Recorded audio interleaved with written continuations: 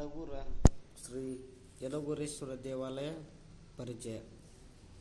ಕೃಷ್ಣಾ ನದಿ ತೀರದಲ್ಲಿ ಇರುವ ಅನೇಕ ತೀರ್ಥಕ್ಷೇತ್ರಗಳಲ್ಲಿ ವಿಜಯಪುರ ಜಿಲ್ಲೆಯ ಮುದ್ದೇಬಿಹಾಳ ತಾಲೂಕಿನ ಯಲಗೂರ ಶ್ರೀ ಆಂಜನೇಯ ಸ್ವಾಮಿ ದೇವಸ್ಥಾನವು ಒಂದು ಪ್ರಮುಖ.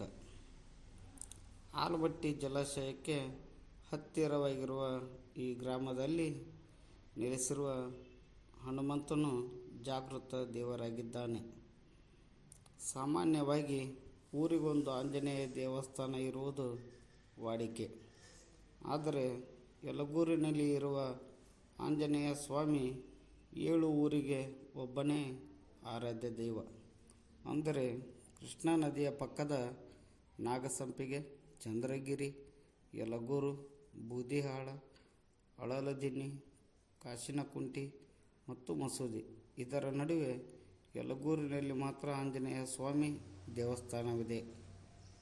ಈ ಆಂಜನೇಯ ಸ್ವಾಮಿಯಲ್ಲಿ ಏನೇ ಬೇಡಿಕೊಂಡರೂ ಅವು ಎಲ್ಲವೂ ನೆರವೇರುತ್ತವೆ ಎನ್ನುವುದು ವಾಡಿಕೆ. ಈ ಯಲಗೂರಿನಲ್ಲಿ ಶ್ರೀ ಆಂಜನೇಯ ಸ್ವಾಮಿ ನೆಲೆಸಿರಲು ಒಂದು ರೋಚಕ ಕಥೆಯೂ ಸಹ ಇದೆ.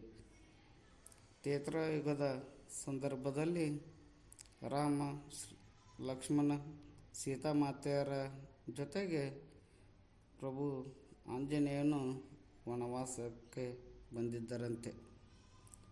ಪ್ರಭು ಶ್ರೀರಾಮಚಂದ್ರರ ಅಣತಿಯಂತೆ ಭಕ್ತರ ಉದ್ಧಾರಕ್ಕಾಗಿ ಯಲಗೂರಿನಲ್ಲಿ ಶ್ರೀ ಆಂಜನೇಯ ಸ್ವಾಮಿ ನೆಲೆಸಿದ್ದರಂತೆ. ಈ ಯಲಗೂರ ಆಂಜನೇಯ ಸ್ವಾಮಿಗೆ ಮಾಧ್ವ ಸಂಪ್ರದಾಯದ ಪ್ರಕಾರ ಪೂಜೆ ನಡೆಯುತ್ತದೆ. ಪೂಜೆಗೆ ಕೃಷ್ಣಾ ನದಿಯ ನೀರೇ ವಿಶೇಷ. ಮಂಗಳವಾರ ಮತ್ತು ಶನಿವಾರ ಭಕ್ತ ಪ್ರವಾಹವು ತುಂಬ ಇರುತ್ತದೆ. ಶ್ರೀ ಯಲಗೂರೇಶ್ವರನಿಗೆ ದೀರ್ಘ ನಮಸ್ಕಾರ ಸೇವೆ ಅಂದರೆ ಬಹಳ ಇಷ್ಟ. ಭಕ್ತರು ತಮ್ಮ ಬೇಡಿಕೆಯು ನೆರವೇರಿದ ನಂತರ ಇಲ್ಲಿಗೆ ಬಂದು ದೀರ್ಘ ನಮಸ್ಕಾರ ಸೇವೆಯನ್ನು ಮಾಡುತ್ತಾರೆ.